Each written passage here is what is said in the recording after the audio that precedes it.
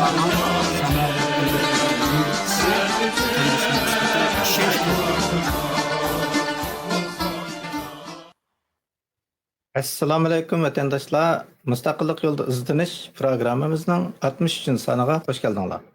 Bugün biz Aqtaşlıq kitap ve başkalar degan tema ustida doktor Cumhur reisimiz Mamtum Nala efendim bilan suhbat quramiz. Bu suhbatimizga hoş geldiniz. Hoş bulduk. Rahmat.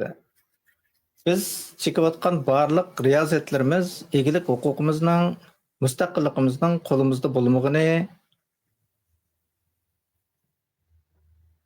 uchun bugundan boshlab biz Sharqiy Turkiston azaldan Xitoyning bir parchasi bo'lgan emas va mustaqilligimizni qayta qo'lga keltirish birdan-bir chiqish yo'limiz degan Aqtaşlıq kitob to'g'riliq suhbatimizga kirishimiz. Cumhur reisimiz Mamtum Nala efendim kitobimizni bo'laklarga bo'lib, yig'inchoqlab tushuntirib chiqdi. Ulug' egam katta ajrni bergay. Har qanday bir kitob ma'lum maqsad yoziladi. To'limi iftixor bilan ushbu kitobimizning eng beshidagi beg'ishlimasiga ko'z yugurtib chiqaylik. Ushbu Aqtaşlıq kitob uni o'chirilgan va necha 10 yillab mustamlika, ishg'oliyat hamda irqiy qirg'inchilikka uchragan Sharqiy Turkistonliklarning jasoratiga egilmas ro'yiga bag'ishlangan deyilgan. Shu egilik huquqimiz uchun shahid bo'lganlar va ig'ir adolatsizlikda erkinligi, izzat hurmati va mustaqillik uchun kurash qilganlar hammamizni rag'batlantirdi va ularning bosh ustimizda o'rni bordir deyilgan yana. Oxirida Sharqiy Turkiston sirgin hukumatining Sharqiy Turkistonning mustaqilligini asliga keltirish irodasi mustahkam hamda davlatimizning xalqaro o'ziga mos to'g'ri o'rin egallashiga kafolatlik qiladi deyilgan va shunday xulosalangan. Yuqoridagi qodlardan Aqtaşlıq kitobimizning nima vajdan yozilgani aniq bo'ldi deb o'ylaymiz. Xo'sh, Mamtum Nala efendim Aqtaşlıq kitob degan nima? Uni e'lon qilishning nima zaruriyati bor degan savolga javob bergan bo'lsangiz, marhamat. Aslında o sizin düşündürüşünüz, benim yine kayıt sözleşim gibi imkan kaldığımdan, şunda bolsun ben azırak koşum çıkılay, naiti pasayet bir düşündürüş oldu. Benim sözlemekçi olur, pakatla kıstırma. Aqtaşlıq kitap degenimiz, demokratik ellerdeki hükümetler ve çoğ şirketler, karxanlar, ma'lum bir qaralda e'lon qiladigan o'zininki dokladlarını ko'rsatdi. Bu dokladlarda çoğ murakkab masalalar o'tirg'i qo'yildi, oq ko'rinish berildi, analiz qilindi va uningga qarta ma'lum bir hal qilish chorasi o'tirib qo'yildi.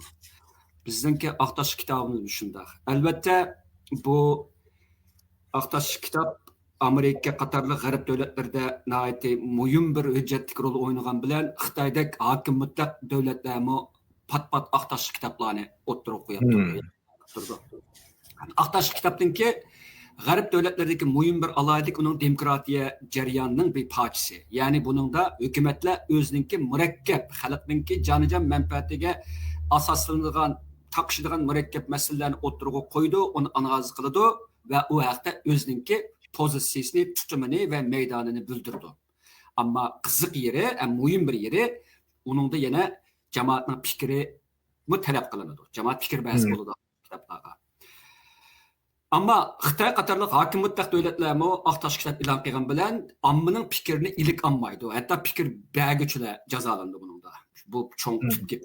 Bizningki Aqtaşlıq kitobimizmi g'arbninki demokratik o'lcham bo'yicha yozilgan deyishga bo'ladi, e'lon qilingan deyishga bo'ladi.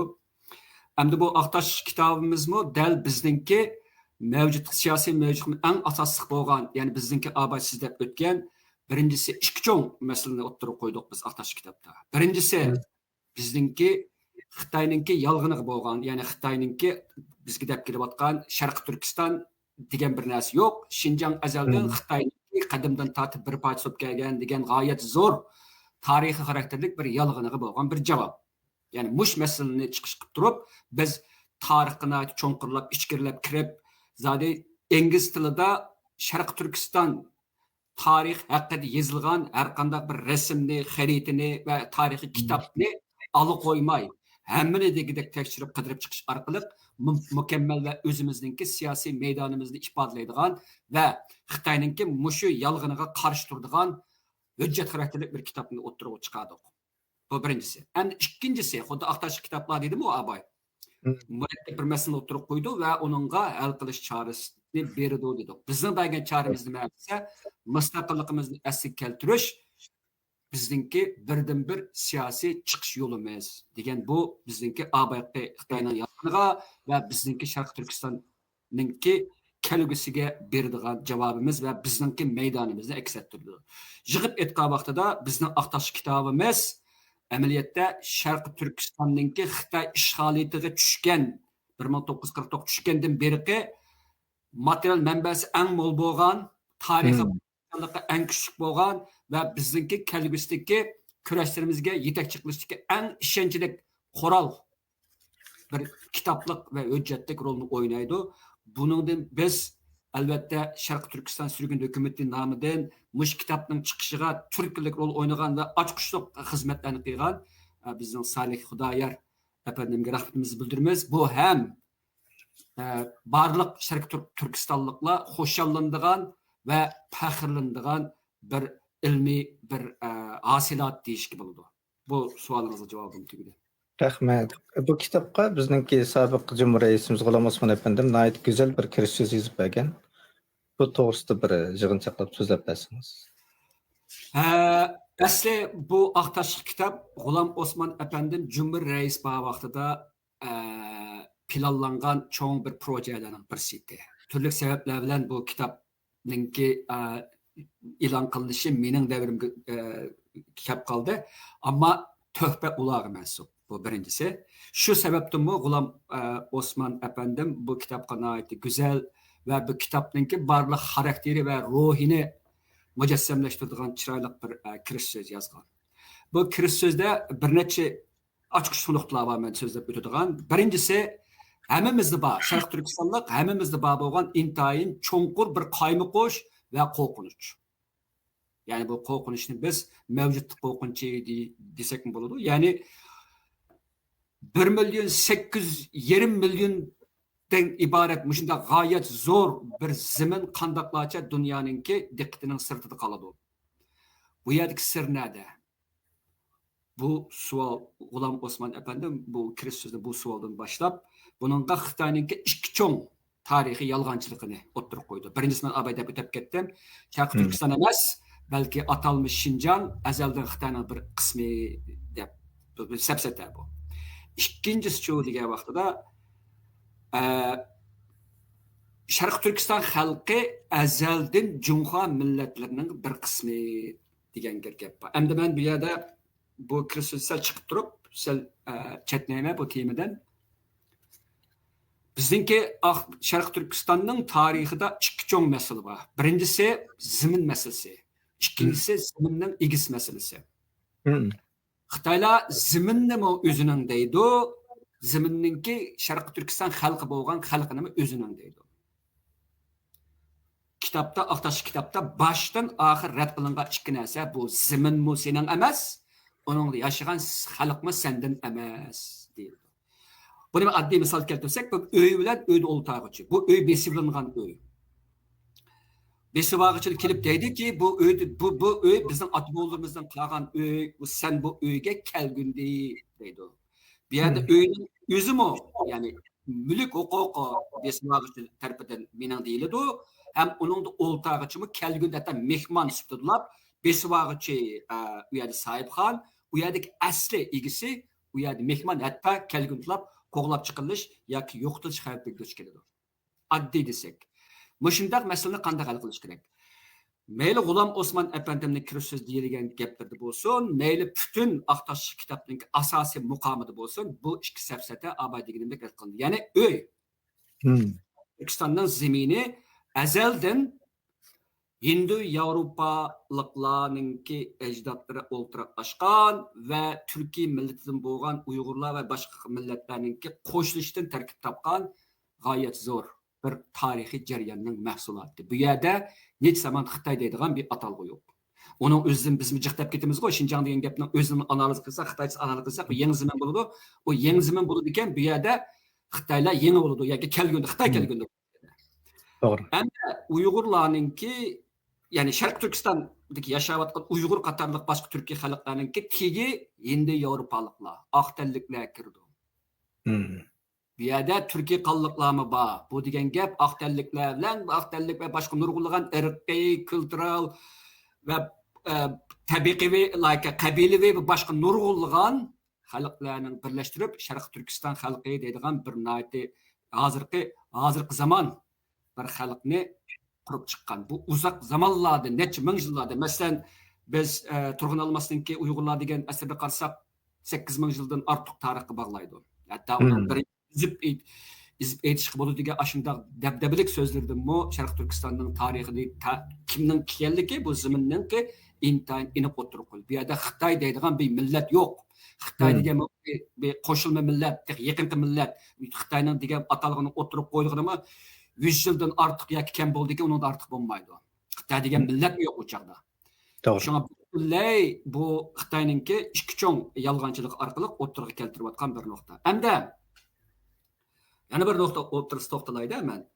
Bu yerda tarix to'g'risida bir ozroq to'xtalish ketadi. Chunki Aqtash kitobimizningki 60-70% tarixga bag'ishlangan. Tarix orqali bizningki mustaqilligimiz jazmlashtirilgan va isbotlangan. Uyninki nada ekanligi va u uygisin kim ekanligi ikki nuqta intayin uzoq bo'lgan tarixiy jarayonlar orqali isbotlangan. Ana nima uchun bu qadar tarixga murojaat qilishga to'g'ri keladi? Ya'ni biz tarixni bilamiz, ammo tarixninki bir davlat yoki bir kulturda nima bir ma'nosi borligini ko'p hollarda buni tarix kultural shunosligi deb atashgan bo'ladi. Ko'p hollarda buni o'ylashmaymiz. Tarix masalan bir millatninki hayotida intayin muhim o'rin turadi. Bizning tariximizdagi ochiq bir haqiqat shuki, bizning tariximizdagi eng muhim qismlari, qadimgi qismlari yozilmaganligi. O'zimiz tarafidan yozilmaganligi uchun bizni besvaganlarning tarixi bu yerda bizni besvag'ishlar tarafidan bizga qarshi nurg'un qatam ishlatildi. O'ydirib chiqar. Masalan, deylik, tarix Xitoylar uchun Xitoylarninki tüpki bo'lgan ajdodiga cho'qinish ideyasiga singib ketgan. Ammo bizninkida yozilganlari ko'p yozilmasimi, ammo Xitoyning tarix yozilganini biznikilar iliklayman. Xitoyniki şeyda Xitoyning tarix yozgan vaqtida Xitoy o'zining ajdodlarini, podshohlarini ulug'lash orqali yasalma tarix yasab chiqib, ularninkini ulug'lash maqsadiga yetmoqchi bo'lgan. Bizninkida cho'q degan vaqtda bizninkida tarix o'zimizniki ulug'larimizni, qahramonlarimizni yaratish istikida bo'lgan, ko'proq og'zaki bo'lgan. Ammo Xitoyniki mayli Simachenning tarixlari qarayli, mayli Xitoyning sayyohlarining tarixlari ko'pincha ko'ptirilgan yolg'on tarixni bayqaymiz. Uning ustiga Xitoy tarixchilarida mayli atalmış g'arbiy yurt degan, buni g'arbiy yurtda bizningki Aqtash kitobda g'arbdagi davlatlar deb tarjima qilishga bo'ladi deb fransiyalik bir tarixchi gapini tilga ilib oladi.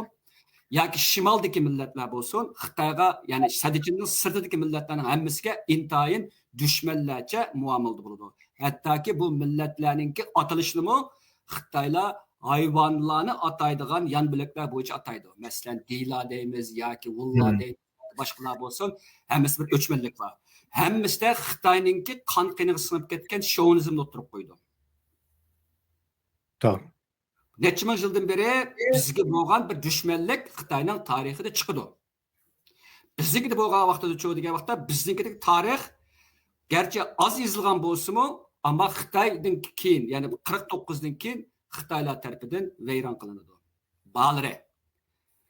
Oxirsida biz g'oyat zo'r darajadagi mushu chet eldagi tarixchilarningki, masalan, ingliz tillik bo'lsin, rus tilliklar bo'lsin, arab va farsiy tilliklar bo'lsin, qatorliq tarix Herodotdan tortib, qadimgi Grekninki tarix atisi Herodotdan tortib va boshqalarning tarixlarini bu kitobda tafsiliy ilish orqali Xitoyning safsatillariga birma-bir zarba berib mangamiz.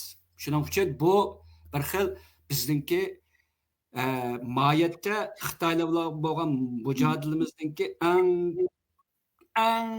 jonliq va eng murakkab bir qismi tarix sohasiga markazlashgan.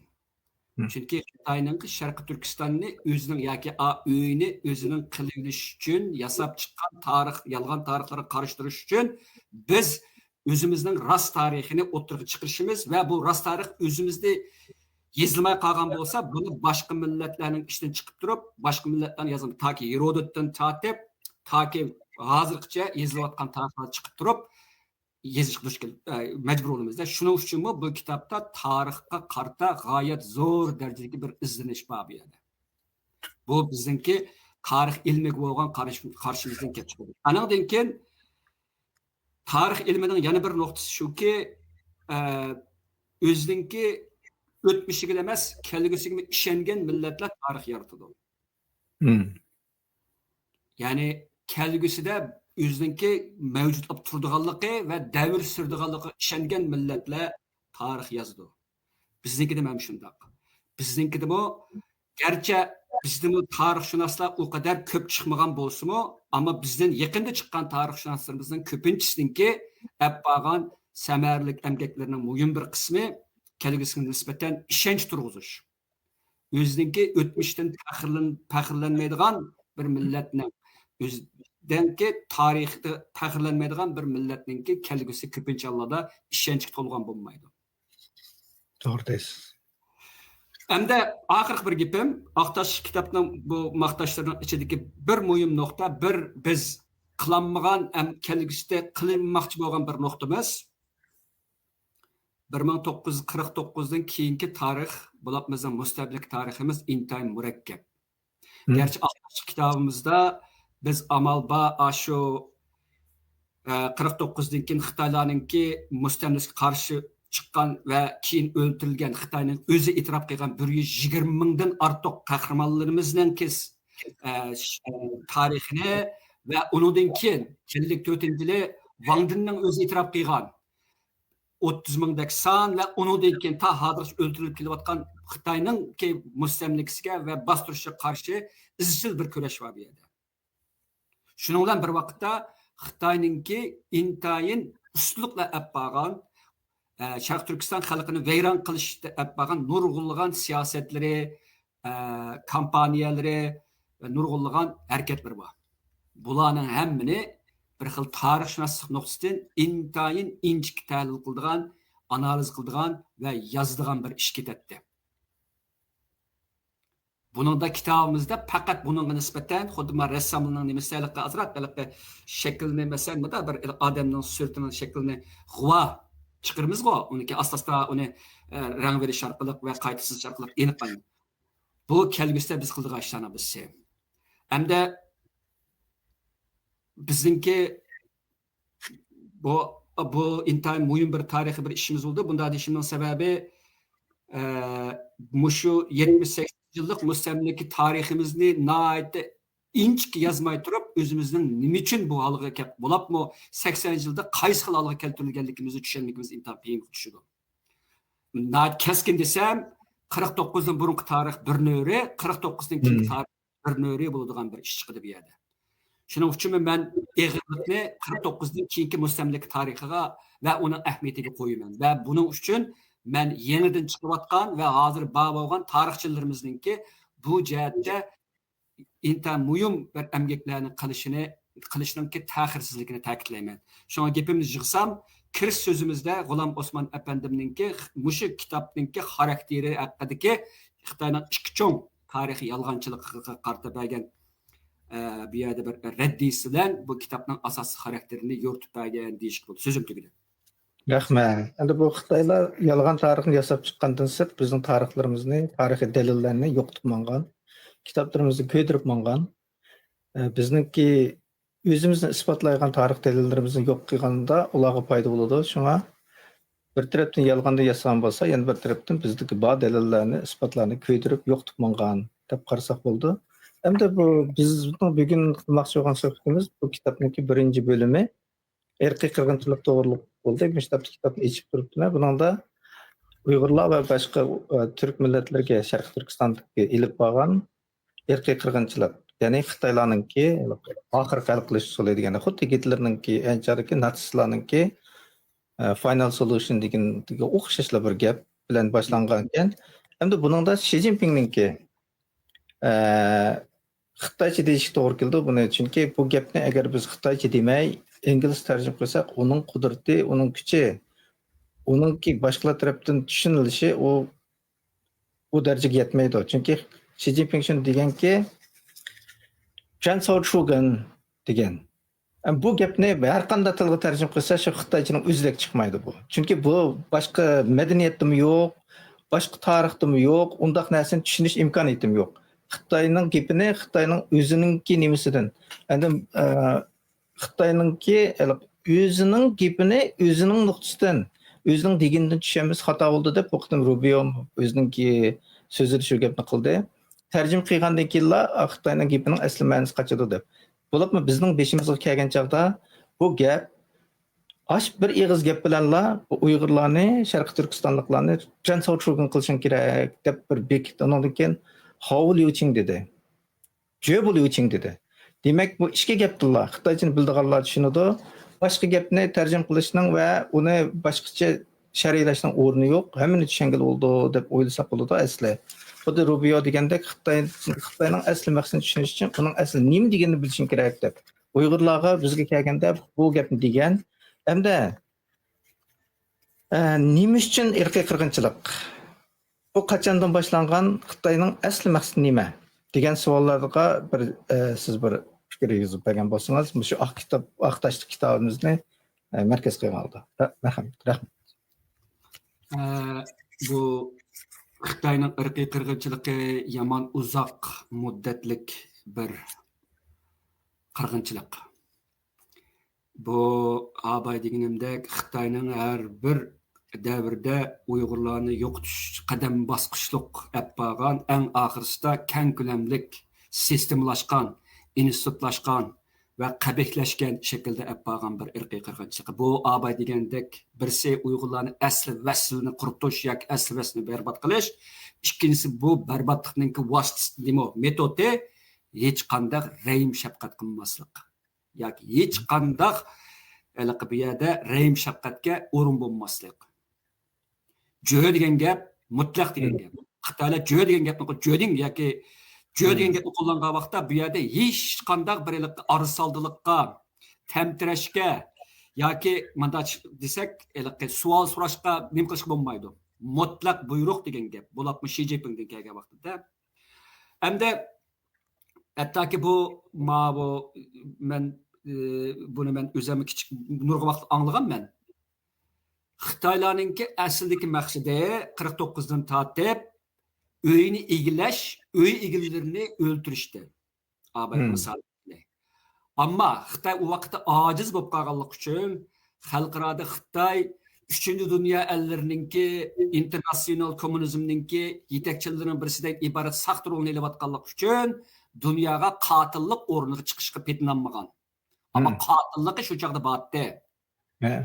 Xitoyninki men Qashqardagi ko'chmanlarning orasidagi bir qitimliq voqea degan bir gapini anglaganim bor, bir o'qigan ismda. Ya'ni 80-yildan boshlaridan tortiblar Xitoylar Uyg'urlar o'rtasida Qashqarda to'qinish bo'layotgan vaqtda Xitoyninki ko'chmanlar shunda degan. Zaten bularni vayron qildik, hozirlar vayron qilsak bo'lmamdi. Bizga yo'q deyib yo'rin degan gap. Bu degan gap bizga uy kerak, uyninki egillar kerak emas. Zaten buni toki Xitoy iqtisodiy jihatda gullangan, G'arbning kuchi ojizlashgan va dunyoda Xitoyning jumladan islom ellarida Xitoyningki islom ellarini kontrol qilishi, Turkiyani kontrol qilish kuchaygan bir davrda Xitoy bu irqiy qirg'inchilikni oxir Xi Jinpingningki qabih siyosati ostida amalga oshirishmoqchi bo'ldi. Shunga aloqa keskin desak, bu irqiy qirg'inchilik 2016, 17, 18, 19 boshlangan yoki elib bilgan yuqori chiqarildi degan gapning hammasi asossiz. Nimishqa 49 dan tortib boshlangan deyishga bo'ladi bu. Bu bir. Ikkinchisi bizning beshimizga kelayotgan bu kitobdagi gapni azroq deb o'tib ketayman. Kitobda garchi biz irqiy qirg'inchilikningki inchki nuqtalarini analiz qilmagan bo'lsak-mu, cho'ng jihatdan biz Birlashgan Davlatlar Tashkilotininki irqiy qirg'inchilikqa tushadigan 5 o'lcham o'ttirib qo'yib, shu 5 o'lchamning har bir nuqtasini xulos xarakterlik yeyishga tirishdik. Biz Birlashgan Davlatlar ninki irqiy qirg'inchilik bergan ta'bir bo'yicha mangduq demoqchi-ku. Bu orqali Xitoyninki qilayotganining irqiy qirg'inchilik, tipik irqiy qirg'inchilik ekanligini isbotladik. Bu biz isbotlamasakmi Amerikaninki Kongress tarafidan va boshqa davlatlarninki parlament tarafidan oldin e'tirof qilingan bir haqiqat bu. Garchi bu haqiqat hozir unutilayotgan yoki suyuldirilayotgan bo'lsa-mu, bu shunday bir narsa. Hamda Sharq Turkistonda ilib kelayotgan bu qirg'inchilikninki chegida hozir bu mening hozirgi qarashlarim bu shunday bir qabih bir usul borki, buningda bu Xitoy tarafidan berilgan, bevosita berilgan, ammo xalqarodagi ba'zi tashkilotlar va kuchlar tarafidan qo'llashga erishilgan bir xil g'oyat zo'r bir qatliam tajribasi deyishgan bo'ladigan bir ish bu. Yana bir nuqtada ilib etgan vaqtida. Ya'ni bunday deyishimning sababi Xitoyninki hozir berayotgan shu g'oyat zo'r darajadagi kuzatish davlati, ya'ni surveillance state deymiz. Bunimi endi siz degan gapni desam, inglizchada surveillance state degan gapni uyg'urcha tarjima qilsak ojizlab ketadi bu gap. Haqiqiy ma'nosini chiqara olmaydi inglizchalik ma'nosi. Bu degan gap kuzatish ostidagi bir davlat degan gap bo'ldi. Bu bizningki ma'laqi 1984 degan kitobdagi biz gap bor, cho'ng aka, cho'ng big brother degandan vaqt xalqni kuzatib turadigan bir nimasi bor deydigan bir atal. Bu atalg'uning ichiga Bentham deydigan bir angliyalik filosofning bir gapi bor. Pentagon deydigan. Bu Pentagon degan gap bu nimani bu turmini qanday qilgan vaqtda 360 gradus bo'yicha kuzatib turib, turmadagi har bir mahbusning harakatini to'liq ko'rib, ularni kuzatib to'g'ri bo'ladi deydigan bir qarashni o'tirib qo'yib, bularlik ajoyib bir nimani loyilagan turmaning ichine. Yerim chambar nimani loyilab turib, turmani 360 gradus ko'rib turib. Bu kuzatish davlati kuzatish davlatininki xalqni kuzatishdagi bir xil dastlabki qiyoslari va metodlarning bir shaklda qo'llangan. Keyin ham hozir Xitoyninki Sharqi Turkistonda, keyin Xitoyning boshqa ichki o'lkalarida qo'llangan g'oyat zo'r darajada kuzatish sistemasi. Buningda biz yuz tunish texnikasini deymiz, buningda DNAning elish bor va buningda to'liq aholilarninki va xalqninki har qanday faoliyatini 360 gradus bo'yicha ashpanab tekin degan deyilgan gap bo'yicha kuzatishimiz bor. Bu usul Sharqi Turkistondagi irqiy qirg'inchilik ilib berishda ishlatildi va bu usul boshqa davlatlarga ham ishlatilish, kengayish mumkinchiligi bor. Bu gapni deyishimdagi sabab Xitoyning bu Sharq Turkiston olib borgan irqiy qirg'inchilikda qo'llangan metodlarining dunyodagi boshqa rejimlar tarafidan qo'llanish imkoniyati intayin zo'r. Buning orqasida yana bir xalqaro bir qora bir plan bor bo'lishi mumkin deb qarayman. Bu jihatda ilib etgan vaqtida mana bu jiq to'xtalmay bu nuqtani, chunki bu jiq to'xtalsak bu bizning temamiz jiq chetlab ketish bo'ladi. Jiqib aytsam, bizningki Xitoy hukumati tarafidan Sharq Turkistonda ilib berilgan bir irqiy qirg'inchilik insoniyat tarixida ko'rilib boqmagan.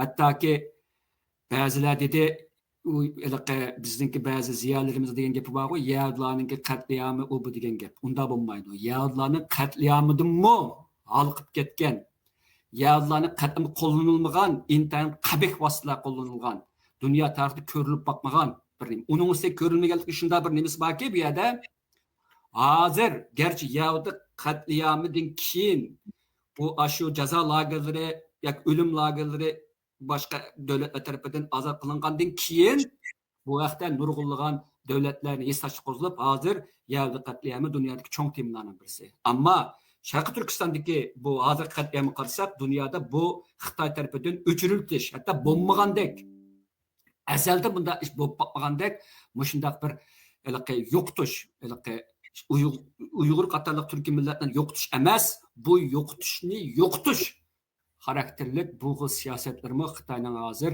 dunyoda bozor tepyapti. Bu qo'rqinchli bu narsa. Dastlabida biz tamtirdik, hatto o'zimizning odamlari, o'zimizning tashkilotlardagilar qo'pab buni ya irqiy qirg'inchilik desak bo'lmaydi, manraf qirg'inchilik deb o'zimiz buni suyuldirib bergandik. To'g'ri. Shu insonlar bor oramizda. Bizga dars berdi hozir. Siyosatdan dars berdi bizga. Mana endi hozircha degan vaqtida u bu o'zimizniki bilib bilmay inkor qilgan narsamiz Xitoylarning qo'li orqali texnimi zo'r darajada inkor qilinyapti hozir. Bu kelgusida bu bizga qilinayotgan ikkinchi cho'ng qirg'inchilik. Irqiy qirg'inchilikni inkor qilish yoki uni unutuldirish yana bir xil irqiy qirg'inchilik. Bu texmi qabiy bo'ladi. Yahudilar buni ikkinchisini boshdan kechirmadi. U unutilmadi va unutuldirilmadi. Bizning ham unutilyotidi, ham unutuldirilyotidi. Hatto o'zimizning orasidami hozir Uyg'ur irqiy qirg'inchiligini bir so'rin deb baqing hozir siz. Uyg'urlar yig'ilgan bir so'rin deb baqsangiz, Uyg'urlarning chiroyini rasmga tortilib, shu vaqt da'vat qilgan vaqtingizni analiz qilib baqing. Bizarlik tuyg'usi bor ba'zilarning chiroyida. Bu qo'rqinchli bu. Ya'ni nimish deysa u gapni. Albatta, psixologik nuqtadan men tushunaman azroq. Ya'ni hammamizning ko'ngli bu so'zni desak, bu azobni qayta tetsak, xuddi yerni qayta tatlab qanatqanga o'xshaydi. Uni tushunaman.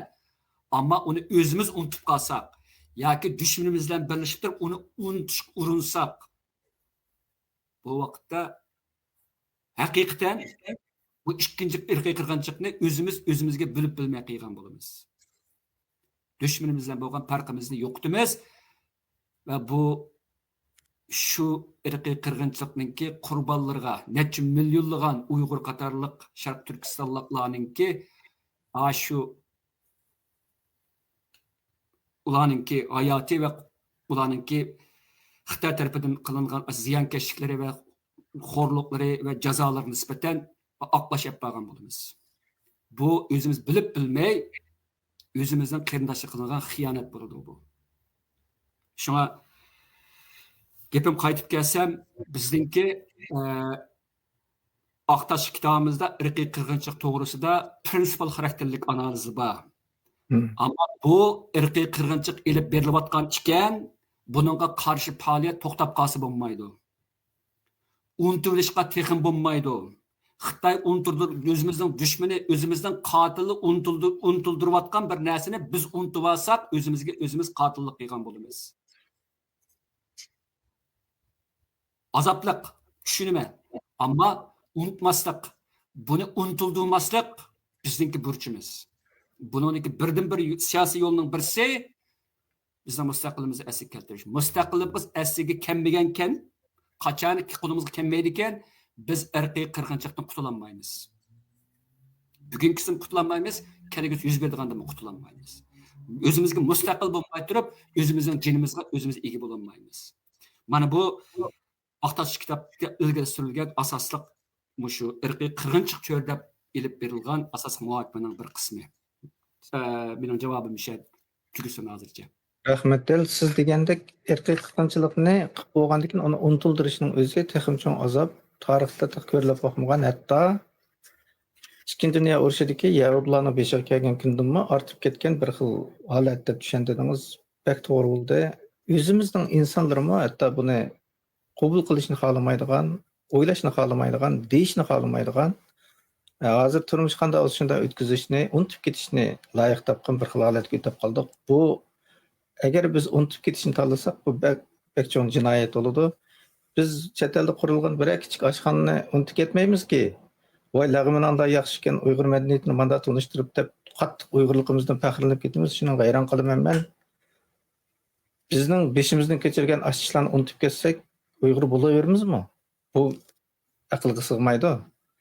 Shunchalik odamning badaliga, shunchalik shehidlarning shunchalik azob uqubatning badaliga biz uni qarab turib unutib ketsak, bu biz qanday Uyg'ur bo'lamiz ekan, qanday Sharq Turkistonlik bo'lamiz ekan, uni bilmayman. Hamda mushnaqa dal mos kelgan, hatto bizningki irqiy qirg'inchilik xotir kunimizningki namoyishi bor. Nimada bizning DC'da o'tkazmoqchi, qattiq cho'ng qor yog'moqchi ekan. Agar ashaga berish imkoniyati bo'lsa, biz hozirda uni kechiktirmadik va yoki boshqa kunga o'tkazmadik. Chunki dal 19-yillar Amerika hukumati bizning irqiy qirg'inchilik deb e'tirof qilgan buni. Biz shu kunni xotirlaymiz. Xotirlaymiz. Shuningga Amerikadagi hammalarning chiqishini umid qilamiz. Menimcha buni Kanadada ham qiladi deb o'ylayman.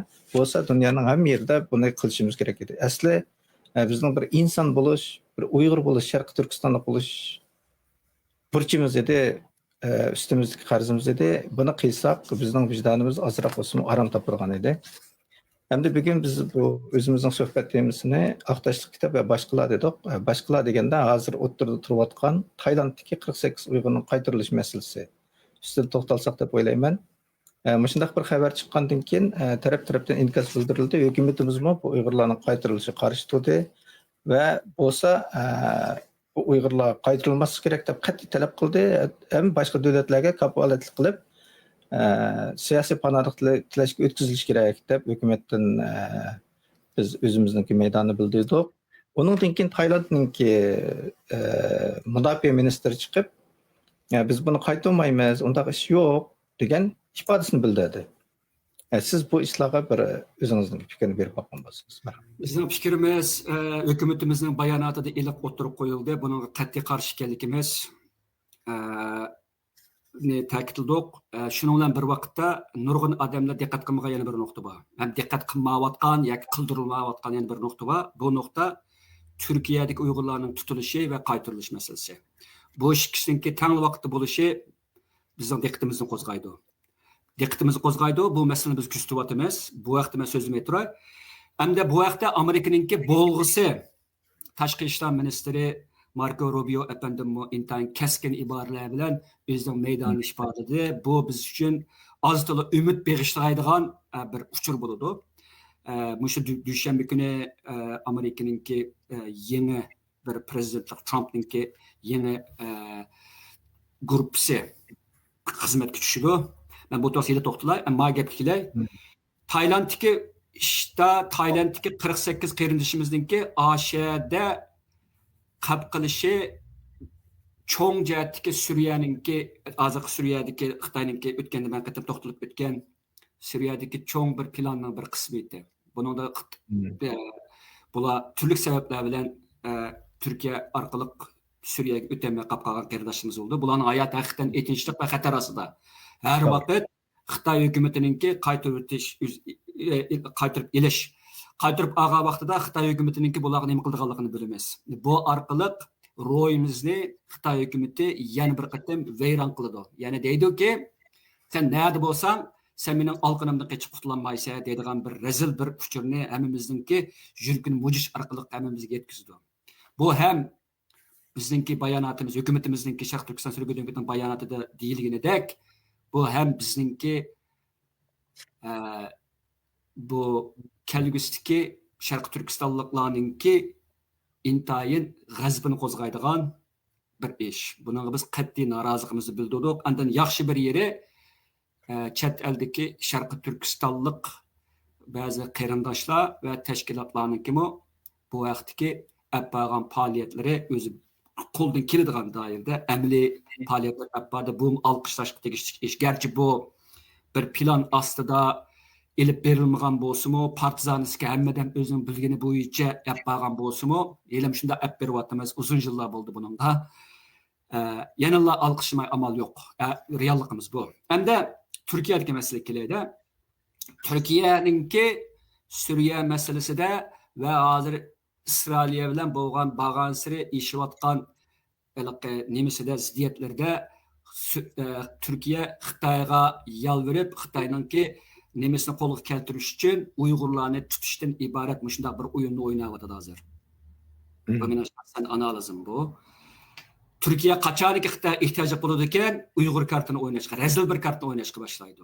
Amaliyotda biz Turkiya tutilayotgan Uyg'urlar necha 10 emas, necha 100 Uyg'urlarning maxfiy tutilayotganligini anglayapmiz hozir. Bu jihatda Sharq Turkiston surgundi hukumatidan boshqa hech qanday bir tashkilot buningga ifoda bildirmayapti. Nima uchun? Buning sabablari bor. Ifoda bildirilmaydi. Turkiyaning ishliklari shunday bo'lsin, sirtadagilarning turli shakllarda Turkiyaga boradigan, keladigan ishlar bo'ladi, qatorliq nurg'ulgan murakkab sabablar bor. Bu to'xtalmayman. Ammo bu bizningki nəhayət kelgusida jiddiy diqqat e'tiborimiz. Xuddi Taylandliklarning taqdiri qanday jiddiy bo'lsa, biz uchun Turkiyadagi Uyg'urlarning taqdiri shunday bo'ladi. Uning ustiga O'rta Sharqning vaziyati qancha keskinlashsa, jumladan Suriya vaziyati keskinlashib, Turkiya bilan Isroilga o'tirishdagi hozirgi ziddiyat ma'lum bir to'qinish ustiga kirsa, buni Trump agalandırdı xas günü. 5 kun bo'ldi buni agalandığına. Türkiye'nin açığını keltirmanglar, Türkiye'nin açığı kep qaldırgan bolsa, bu cho'ng bir dunyoviy urush masalaga aylanib qoladi dedi. Trump dedi bu gapni. Hem Trump'ın qanday qildiganligi turibdi, chunki biz nima qildiganligini bilmaymiz. Abo bir taxt o'ltasin u, xotirjam o'ltasin. Ammo bu yerdagi muhim bir nuqta, Turkiya tarixdan beri o'zining manfaati uchun Uyg'urlarni setib kelayotgan bir davlat bu. Tarixdan beri.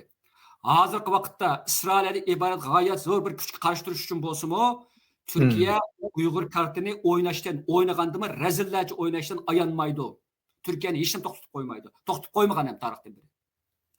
Shunga ben chet eldagi barliq Sharq Turkistonlik qarindoshlarningki Turkiyaninki ichidagi Uyg'urlarning taqdiriga jiddiy diqqat qilishiga tavsiya qilaman.